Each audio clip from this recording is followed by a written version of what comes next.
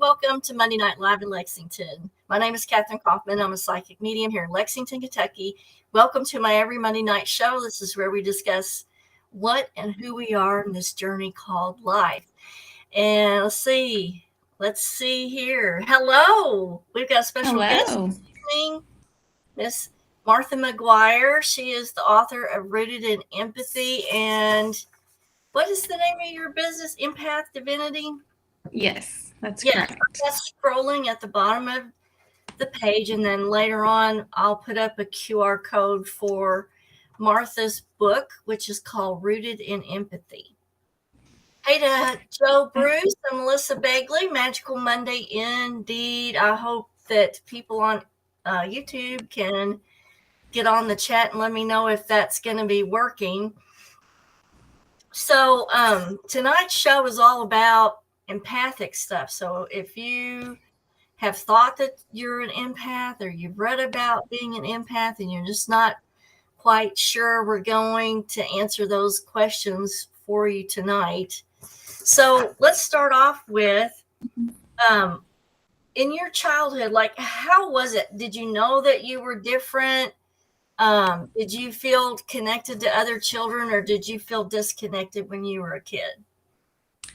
Well, I definitely knew I was different from most. I'd always been more sensitive, emotionally intelligent, and sort of the mother of my friend group. Adults around me would tell me that I was an old soul as well, like before I even knew what that meant.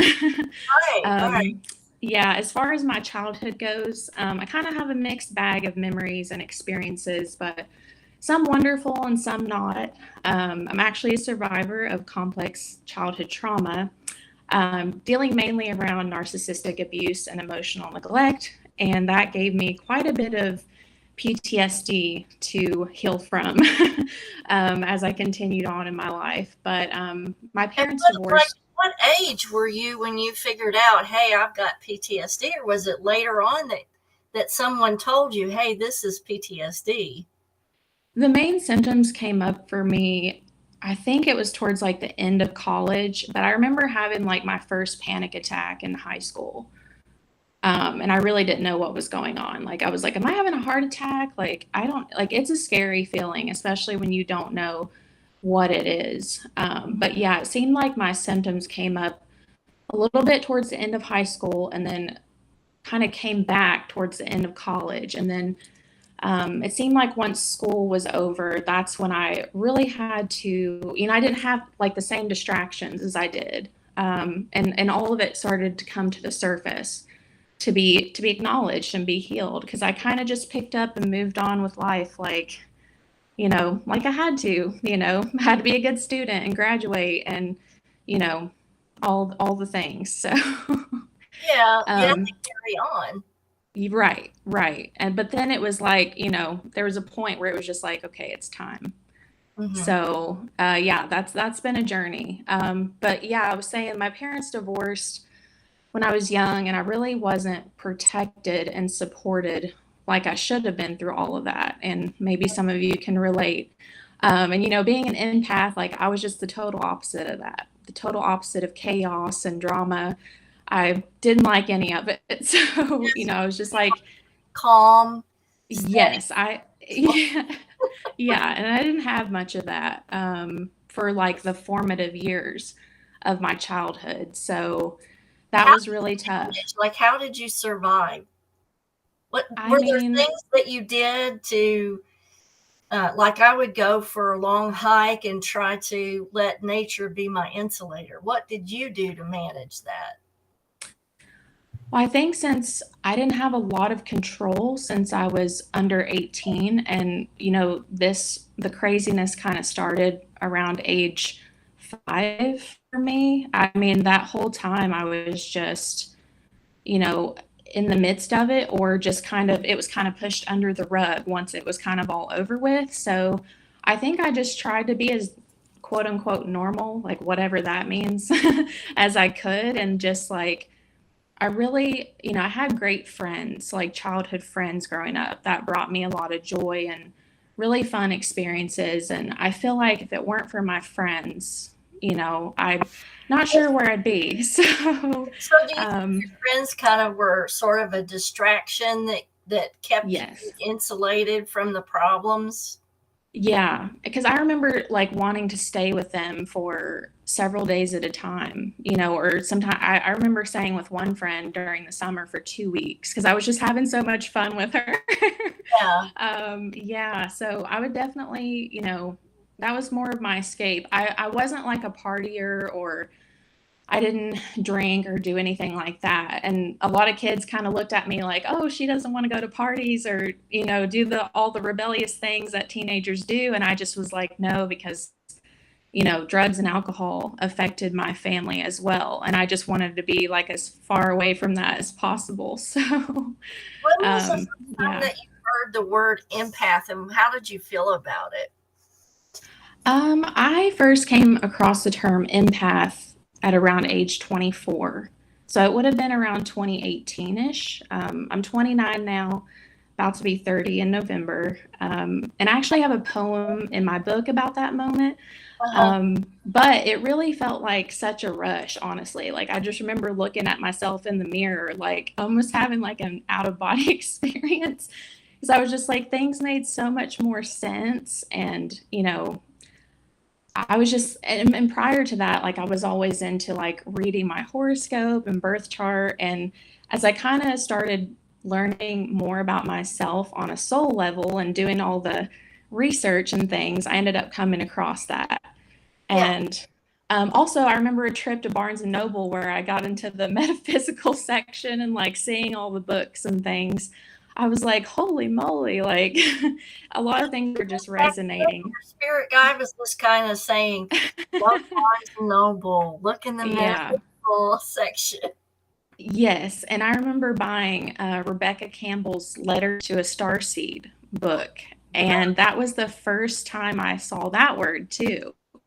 So that was the beginning, like the Barnes and Noble book section, and just doing research about being a sensitive person and studying like my birth chart and things like that. Eventually led me to it, and like also clairsentience and just all the different psychic gifts that I have as well. Well, I think that you were basically like me looking for answers to why there's a disconnect between, per se, normal people and empath people. Yes. Why Yeah. I'm not like them. Hey to Pamela, Yeah. good to see you tonight. Um, and so that I think that you were probably listening to your spirit guides back then. And did you know that you Right. were led, or did you just think it was just your instinct? I don't think I realized it at the time, but looking back, I definitely think so. I think because now I know my guides are with me all the time. They're with all of us, honestly, whether we realize it or not, but I definitely think so. And I think it was just a matter of divine timing, when I was ready to see all that. So at what point did you say to yourself, "Okay, I'm an empath, and that is how I define myself"? I would say that was probably because I think I discovered it around 2018. So I would say soon after that, 2019, 2020, for sure. Because then I was just, once I got the term empath, that's when I started seeing like all the synchronicities around me and numbers. And um, when I met my partner, all the number I saw from that moment was 222, which is like, and I noticed that and I was like, I've been seeing 222 everywhere since we got together. Like, I wonder like what that means. Because at first I didn't really even realize what angel numbers were. I just knew I was seeing it everywhere. Mhm. And that's when I decided to look that up too, which it was like alignment and, you know, coming together with a soulmate and things like that. So that's kind of, that That's took me into the, yeah, into synchronicity land. So, And yeah. how long have you been with your partners? How many years? Since 2019. So we're going on 5 years. It'll be in May. So, Do you think that they yeah. are empath as well? Do you think that that's why there is such a strong connection? Yes, I think that we balance each other. I think we are really similar in like our emotional awareness, and he is sensitive as well. And he's kind of been following along with me in my own journey of awakening, and he's kind of realizing all the stuff too. So I feel like he's kind of been a couple of steps behind me in it, but he's really supportive. Even though he did, I feel like I'm teaching him all the things, but he really enjoys and appreciates it. But he's kind of the sun to my moon, if that makes sense. He's a little more playful and adventurous, and Yeah. really gives me that balance that I need. So, Right. Because I find that in relationships, especially if the people are too similar and they don't balance each other yeah, out, that you can really have, confrontations when each one is a competitive, same energy, but it's the yin yang energies yes, that I find the most successful for relationships. Hey to yeah. Lydia Withrow over on Facebook. Um, I try to, or I'm trying to, oh, my Instagram ended. Oh, well. Oh no, Well, we're sorry. still here. We definitely are having technical challenges this evening, but Oh, like that's okay. be a Monday night if we Yeah, didn't have technical challenges, right? No, it wouldn't be right. night. I did want to say too, I am a Kentucky girl. I am from Ashland, Kentucky. So I live in Phoenix, Arizona now. But I lived in Kentucky up until I was about 26. So um, even though I'm here now, I still bleed blue. So Well, I mean, I lived in Tucson for a while doing a nursing travel job, and I absolutely love Arizona. It would be yeah, my favorite places to move to if I had to move somewhere because yeah. the climate and the people are just so wonderful there. Yes, it's been wonderful for me for just to get away and also to, spiritually develop here. You So know, one thing I didn't get to do when I was in Arizona, it was go to Sedona. When we were leaving Arizona to come back to Kentucky, there was a snowstorm through that area. And I think we came back in like February or something like that. But do you get to go to Sedona a lot? And how do you feel when you go there? How often do you go? it's just the best form of earth medicine that I can even begin to describe.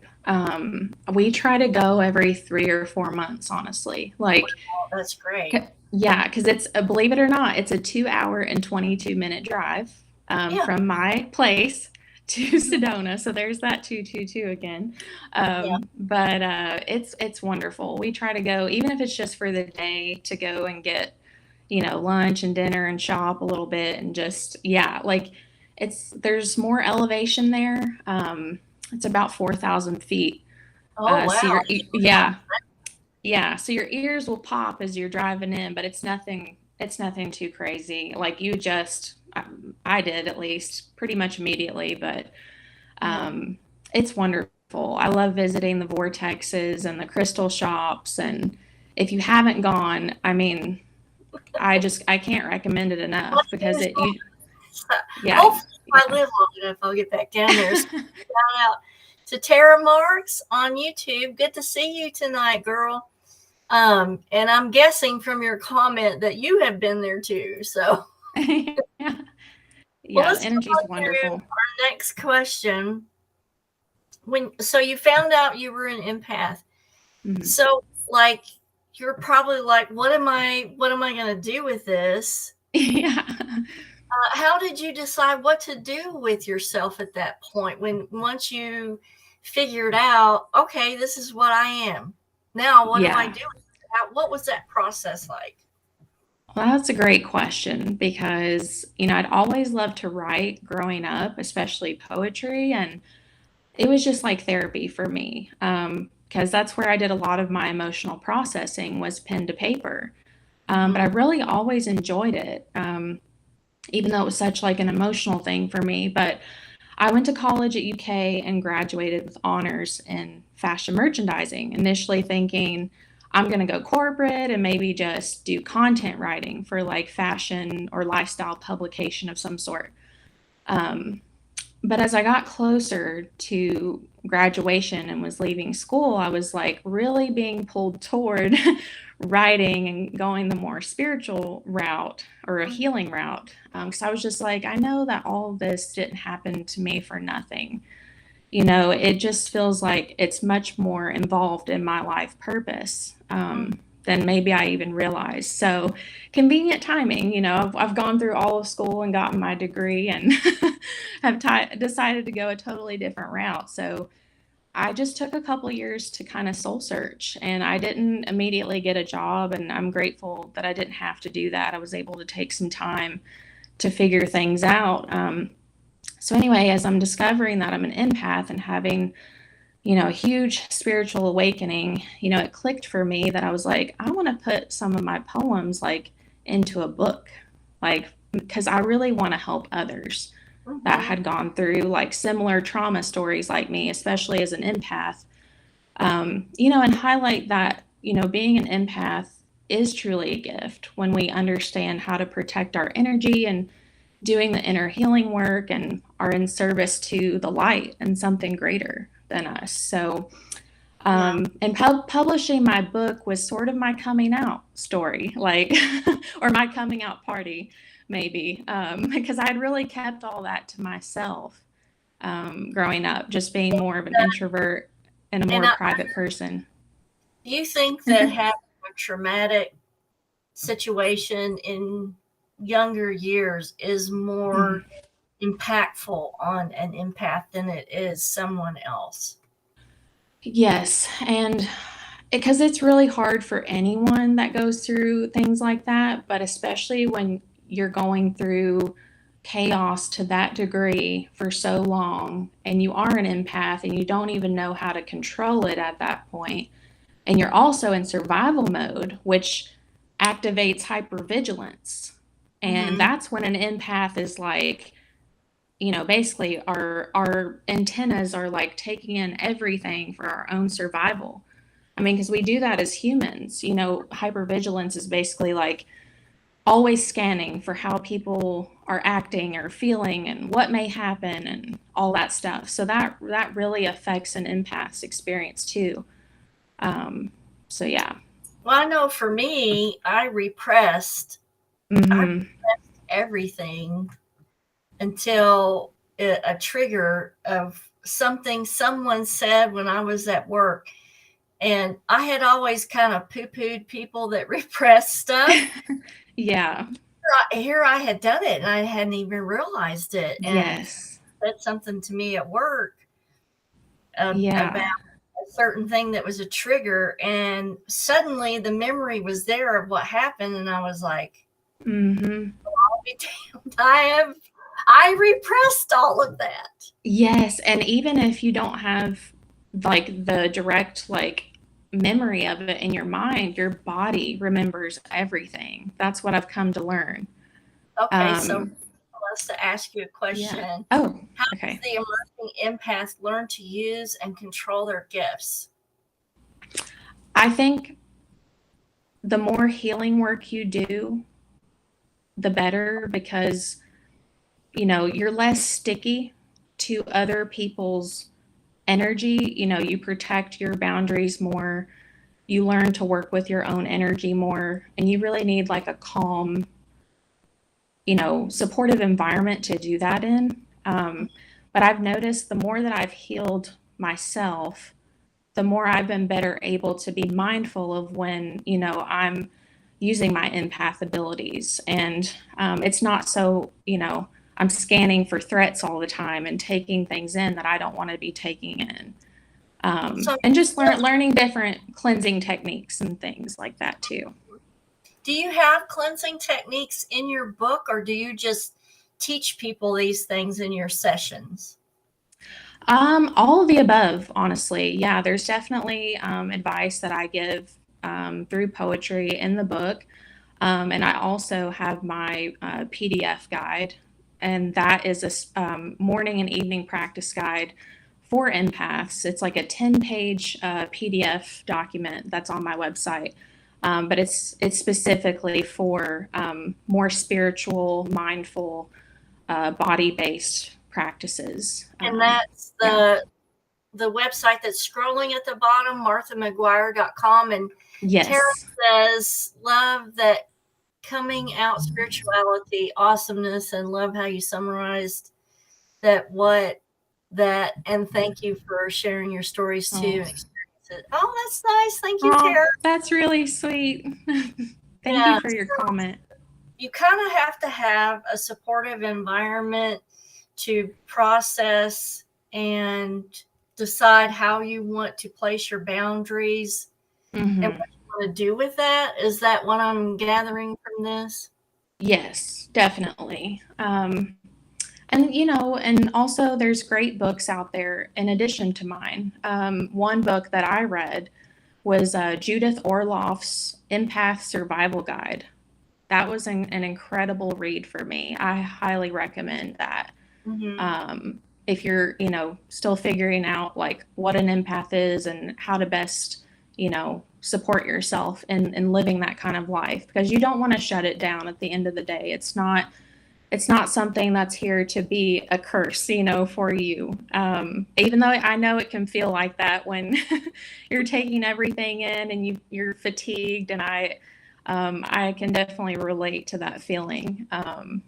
But yeah, I definitely recommend that book, and I can leave that in the comments later and you guys can check back, but it's a wonderful read. About your book though for a minute. How long did it take you to write your book, and what's some of the content that's in the book? It was about a 4-year process for me. So it was quite a bit of time. So I wrote and designed and edited and published the book myself through Amazon KDP, completely self-taught. But basically it's a poetry book about my experience as an empath that experienced trauma growing up and how that all affected my mental health and my love life and my healing journey, my spiritual awakening process, and honestly, just my day-to-day. And I challenge the narrative of empath abilities being a gift and a curse, and explain, you know, that at our core, you know, before we became who we were conditioned to be, and before we experienced all of the traumas, you know, big or small, because I find that everybody has trauma of some sort, whether it's a big T or little t trauma. But, you know, we are leaders of empathy, and I'm an empathy advocate. You know, our sensitivities are magic, and, you know, we deserve to be empowered and live authentically in that space. And also just to know that we have such a huge purpose on this planet and its ability to move forward in a way that we're proud of. And, you know, by helping raising collective consciousness and opening the hearts of others, because we're so connected to our feelings and our heart. Like, our hearts are, you know, incredible. So, you know, it's super important. Than the brain. Yeah. Have you studied things about heart math coherence? Can you repeat that? Heart math coherence. Heart math coherence? Mm-hmm. Have I heard of that? Mm-hmm. I don't think so. That'd be something that we'll need to talk about in the future. Okay. Because it just kind of goes into how much more powerful the heart center is than the brain. We often think that the brain is the most powerful, but it actually isn't. It's the heart. And it didn't go on how to induce a time slip. And interestingly enough, they didn't use brain energy. It was heart-centered energy. Because it creates a stronger electromagnetic field around the body to induce the time slip. So it's very interesting. Yes. We'll go into that on another show. Yeah. Well, I know when you create from the heart space, it's so powerful, and it's authentic to you. That's where that comes from. That's where the best creations come from, is from the heart. And I consider my book, that's exactly where it came from. I mean, it's from my experience, but I feel like some of it is channeled as well. Just guidance that I received as I was writing. And yeah, so basically it's just important for us to all remember our divinity. And when we embody that, it also helps us create a more supportive and healthy society that benefits us all. And it's not so much what do we have to do? What do we have to do? It's just more of just being. We just have to be. With some of the stuff that's going on in the world right now, especially in the recent news, Yeah. it really affects an empathic person, I think, 10 times more than a regular person. And often I know empaths that can't even watch the news, and I don't recommend that they not watch the news, but like, how do we handle this? How do we process it? How do we handle it when it is so Negative. it's like it's so detached from where we are? Yeah. I can't even conceptualize it. You know what I'm saying? Yes. Yeah. I can't I connect mean, it in any way. yeah, it's definitely hard. Like, it's a balance for sure. Because I definitely stopped watching as much. Like, I still watch it time to time just to try to keep myself updated with things, but I definitely limit it. I don't sit and watch it for hours. Like, and I think that's, just being mindful, and also using your own intuition and not taking everything so word for word. Like, that's helped me as well. And just realizing too that things are changing and we are moving into a new frequency, but it's just taking time. And it is frustrating though when you see, people act the way they act, and how negative everything is, because really we have so much more in common than we have different. And I read something the other day that said, the top 1% is causing 99% of this chaos. And at the end of the day, most of us are good at heart. And, but the 1% is kind of who's controlling the media and stuff. So I think. And who's controlling the decisions on Right. the Right. Yeah. So I think, it's coming down to not a left versus right thing. It's just a heart thing, and I think eventually, I don't know how many years it'll take, but, I think that's up to our own free will. But things are going to change. Things are going to collapse, and people aren't going to take it anymore. We're going to come together and realize that we have a lot more power than we realize. So that's my hope. People will connect more with their empathic ability or their empathic side.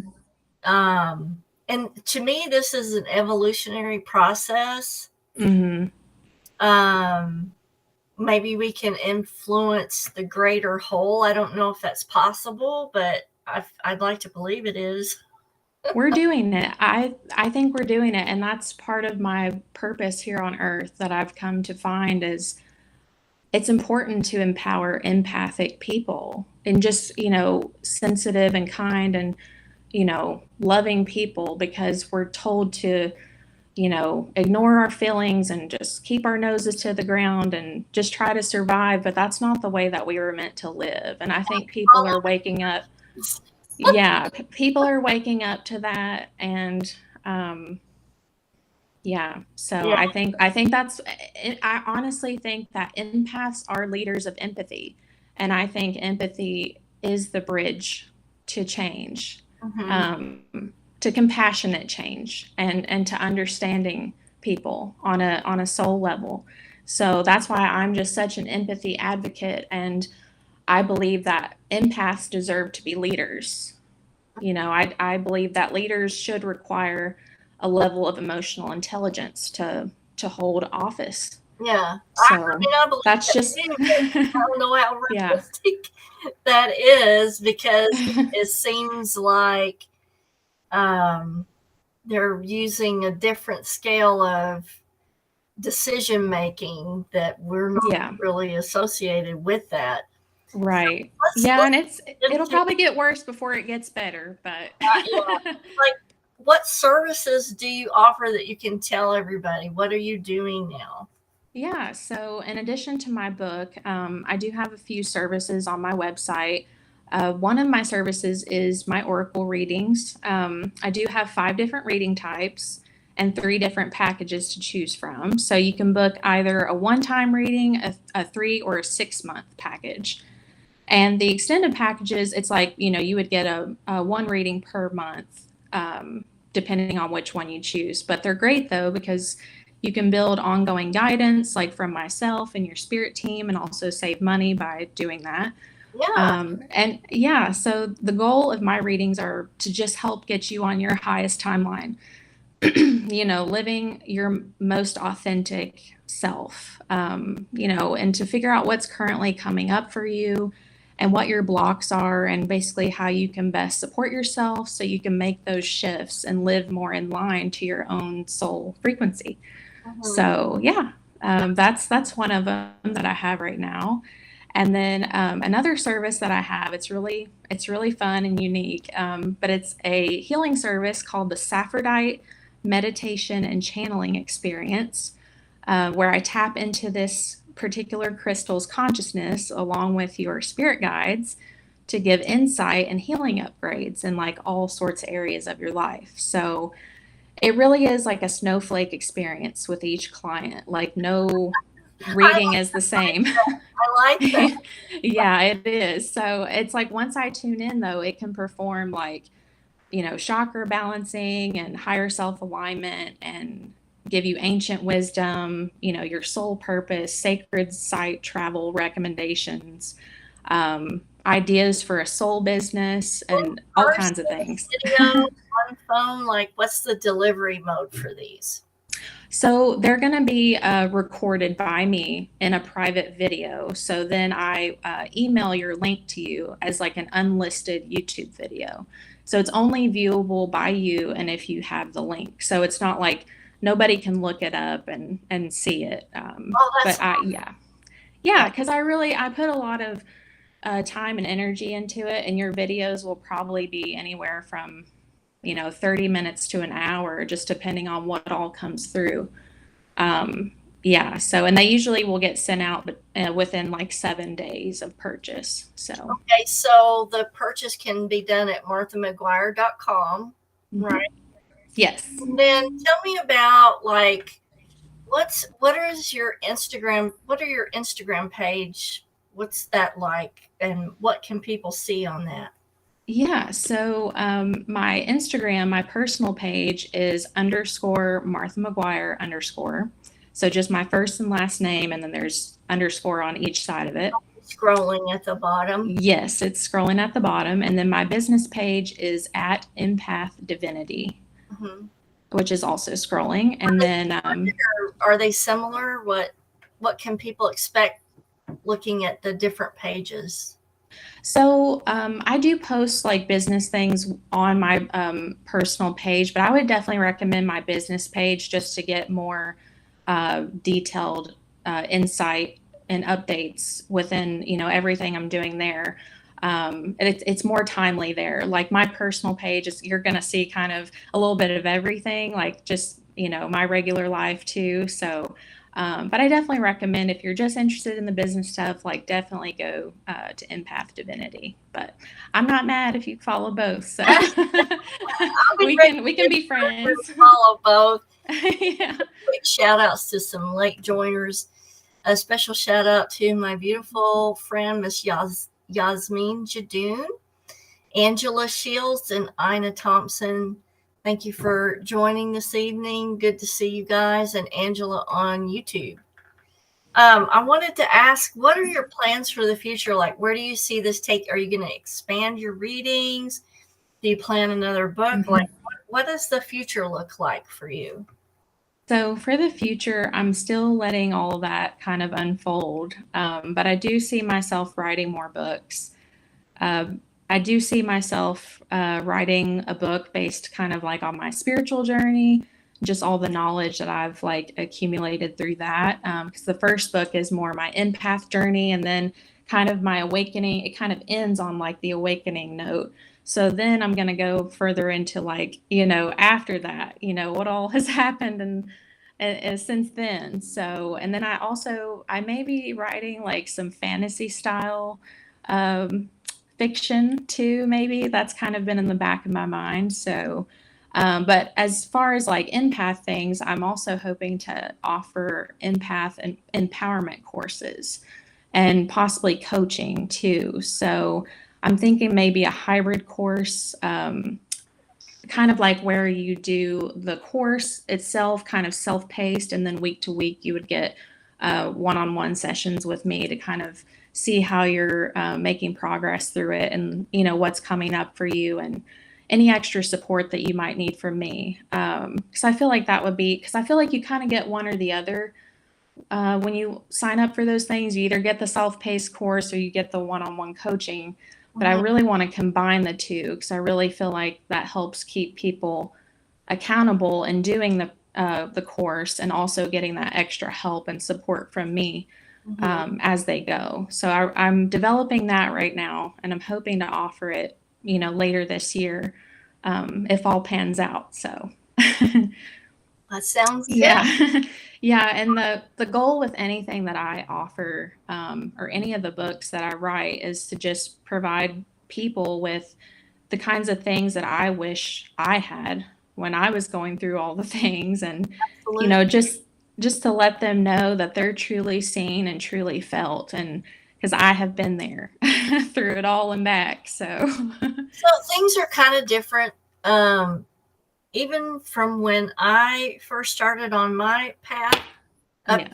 to when you started on your path, and then right now in 2023, when people are starting on their path, I guess we need to find out where are people looking for this, like where, because it's all according to what age you are in technology and information, like where do people look in 2023? So that's what I'm asking the audience right now.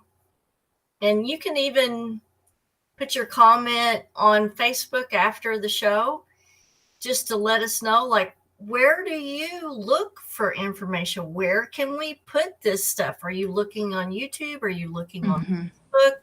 Are you going to a bookstore? Because back in dinosaur time, when I was trying to figure out, actually, I had help figuring out from a friend of the family who was a famous psychic in the 70s and 1980s.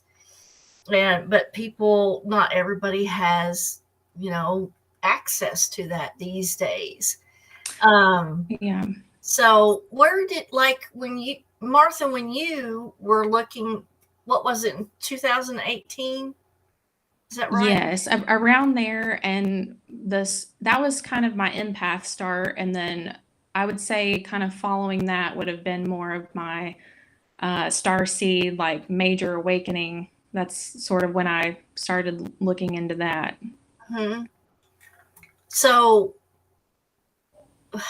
were you looking at books then? Initially, I started with books, like I said, with Rebecca Campbell's Letters to a Starseed. And then and then I started searching, I think just like starseed hashtags, like on Instagram and such, and like Lemuria and just different things like that. And I came across one of my very good friends to this day, Jenny, and she runs Starseed Academy. And she has a membership group, and that's how I found her. And she is very psychic, like a great channeler. And that's who I, really credit a lot of my, galactic lifetimes, like figuring out that, like those kinds of things. And my whole awakening process. So I recommend if you can find groups like that. So is You that know, on Facebook, or where did you find that group? initially she was on Facebook, and then she ended up creating her own platform through Kajabi. So that's where we are now. So you can definitely, yeah, her Instagram is at Starseed Academy. So yeah, she's wonderful. And she's been on this journey for quite a while, and she gives great readings, and she actually has courses too, and like developing your psychic clairs and starting like, you know, a soul business too. But yeah, we do different, we do different things in there each month. We'll do like events and group readings and astral travels and stuff like that. She started with books, then YouTube, then Instagram, then posts, then back to books, kind of circular where the universe takes me. Loves. Yeah, Absolutely. it's wild. Now, over here, you're going to see a QR code that I made for you. If you want to purchase the book Rooted in Empathy, just scan that QR code and that will take you to the Amazon link. And just so you know, this is a affiliate link. I may get 5 to 10 cents off of the book if you purchase it. So just so you know, I may get dimes for the purchase, but there's an easy QR code for you there if you'd like to purchase. And yeah, thank you all so much for, if you do so, I'm so excited to see what the feedback is. And if you could leave a review, if you purchase the book, that really helps me a lot too. And it helps, you know, gain traction and be more, you know, now I have inclined for people to find it. About Starseed. Okay. So how do you feel about the alien theory? Just kind of like what's been coming up, like as far as like disclosure and things, or no, I mean, how do you feel about the connection between Starseed and alien theory? Oh, I definitely think we're not alone.